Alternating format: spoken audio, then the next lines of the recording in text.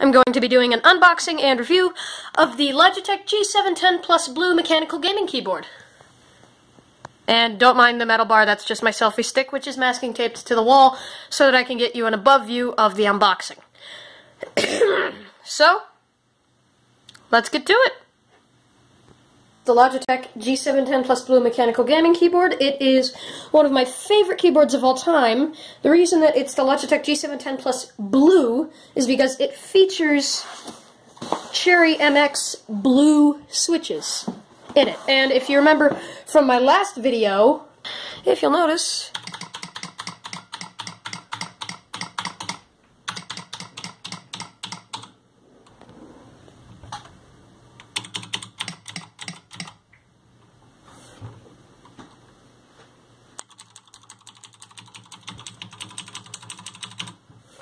U-key's defective.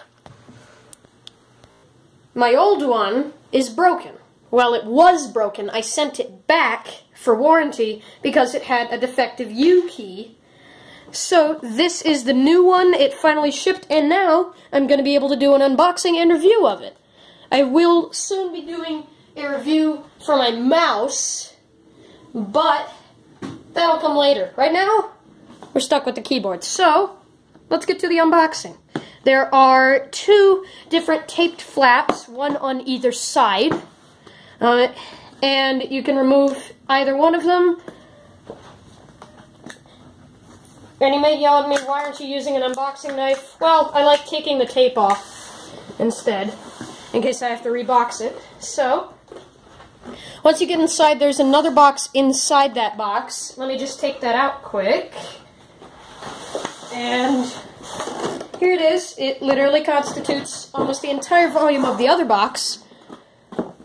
So, once we open this box, the inside of this box, you will see, there it is. There she is. The Logitech G710 Plus Blue mechanical gaming keyboard. And it may look different than the one on the cover of the box. The reason why is, if you'll notice right here, there's a guardrail on the bottom. That's a separate part underneath. So, if we take this out, that's just a little packing material. Oh man, those keys feel amazing already, and I haven't even taken it out of the bag, but there it is, the Logitech G710 Plus Blue mechanical gaming keyboard. And here we are. This one seems to be freshly packaged. My old one seemed to have been opened before, so this one should be functioning correctly. And if you remember from what I said about it being a separate guardrail, it really is underneath. It's a separate part that you snap onto the bottom. So, if we take the keyboard itself and we move this box down, then it comes very neatly wrapped. The actual cable itself comes very neatly wrapped with Velcro around it. This Velcro is built into the actual cable itself. I can't take it off. And a very unusual, at least from my understanding perspective, it has two different USB plugs, both of which need to be plugged in for it to function correctly. And I'll get back to the full review once I take this thing out of the bag and I have it plugged into Smorgasbord, which is over here, this way. You can't see it right now, but you will in a minute.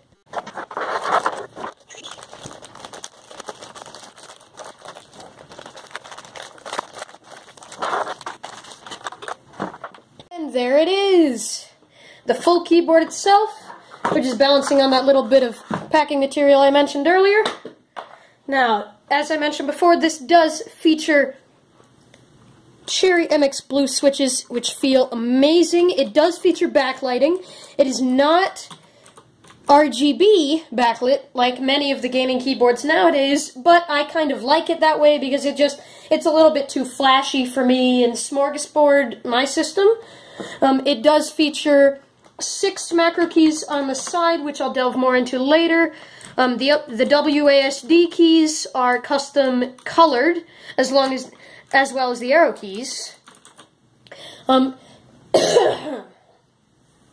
And those are pretty much all the features I can get into right now, other than the new volume control bar, which I hadn't seen before, other than on this keyboard, plus the little guardrail at the bottom, which I'll take out for you quick.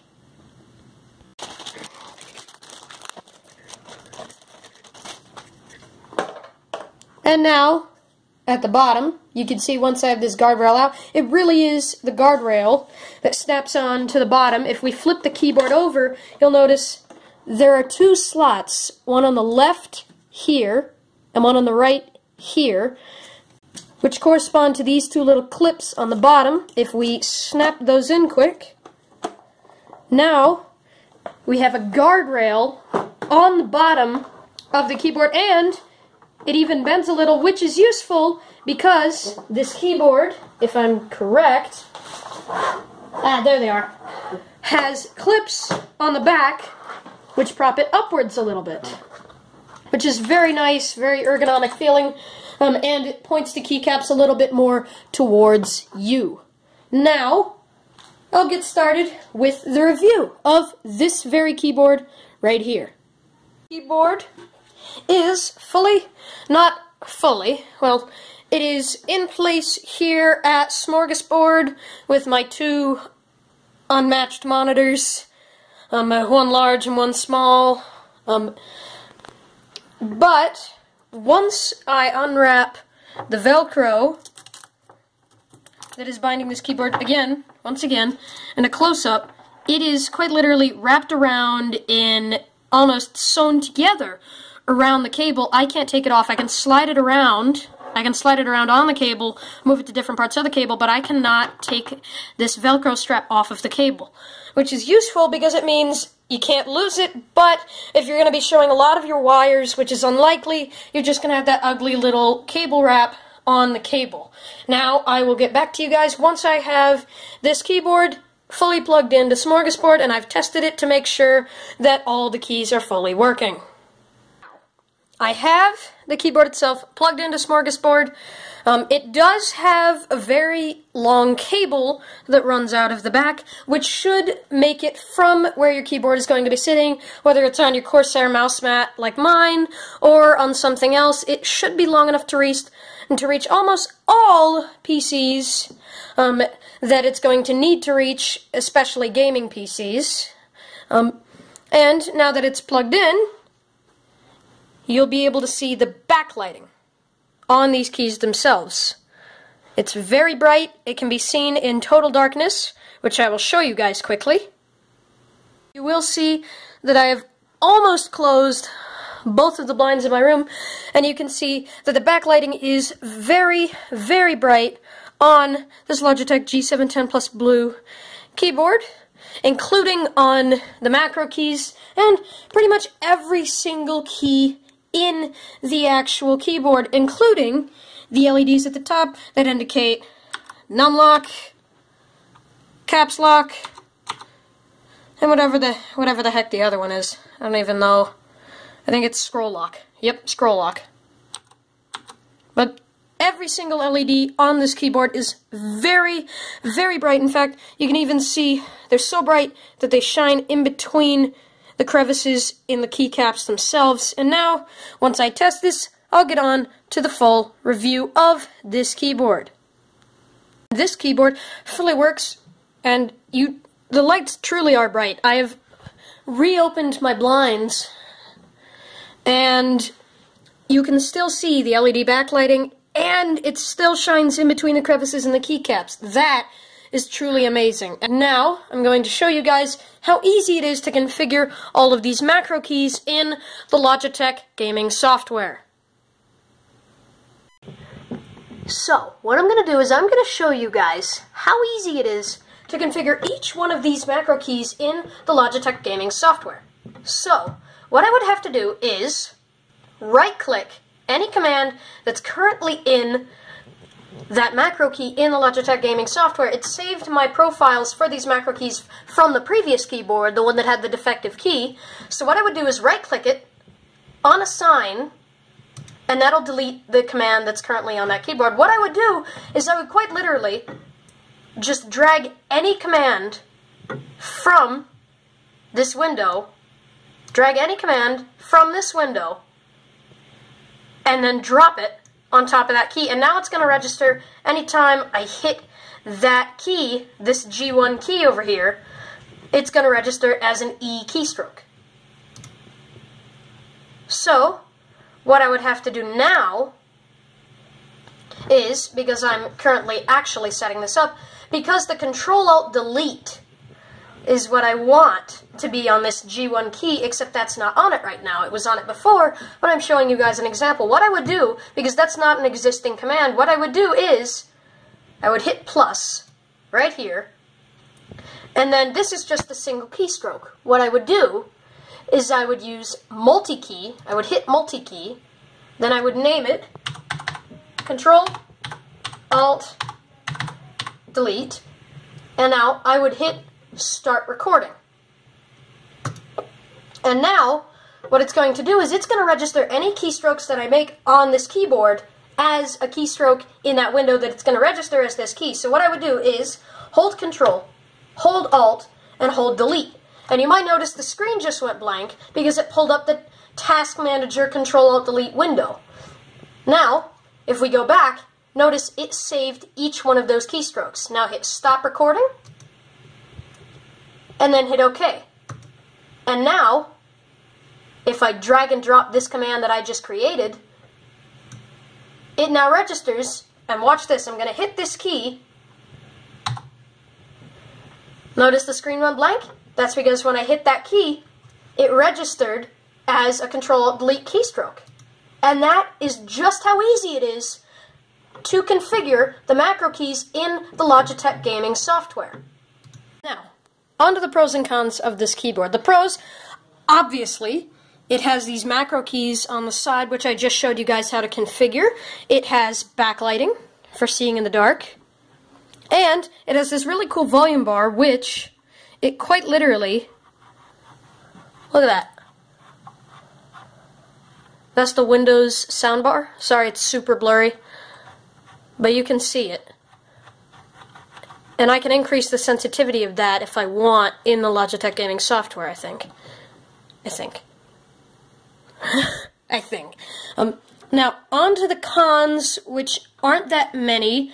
Some of these are buttons that aren't entirely easy to use, such as these extraneous buttons up here at the top that aren't the function buttons. Some of the buttons aren't very clearly labeled. The macro keys you can get after a little bit, but the M buttons, it took me a little bit longer to realize, are the different profiles for your different games. For example, I'm in the desktop profile, so it's lighting up the M1 key.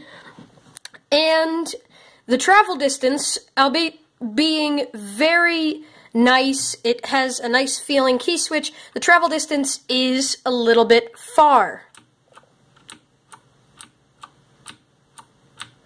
making it a little bit harder to type with the light touches that you're used to.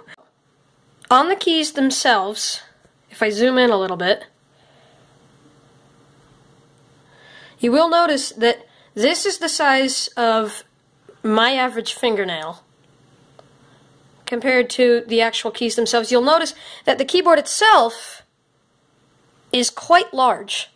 It's very, very large, making it difficult to type if you have slightly smaller hands like I do. Compare my hand to the size of the Logitech G610 mouse. It's not the biggest, therefore making it harder for me to type on this keyboard. All in all, it's a nice, solid feeling keyboard with its Cherry MX Blue switches. Watch this, with that key that we configured earlier. Look at that. The macro keys are extremely efficient. It has a separate volume control than most keyboards with that special little bar that actually rolls. It'll roll up and down. Very, very prominent backlighting, stable feeling keys, custom colors for the WASD and arrow keys, which I love, and it's a full-length keyboard with a number pad. So all in all, I'd say it'll have its pros and cons, but it's a solid keyboard, worth the money for a gift, or just for yourself if you're looking for a new gaming keyboard. Goodbye to you all, and I will see you all in the next video.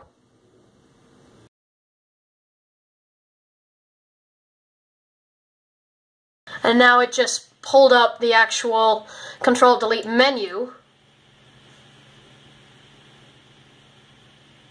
Have I not been recording this whole time?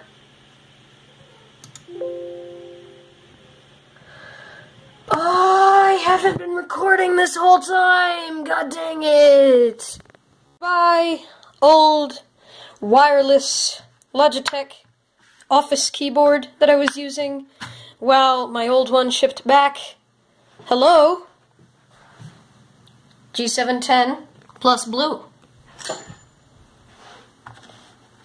Now, as I mentioned before, the Logitech G710 plus blue does feature two different USB plugs, both, Goodbye to you all, and I will see you all in the next video.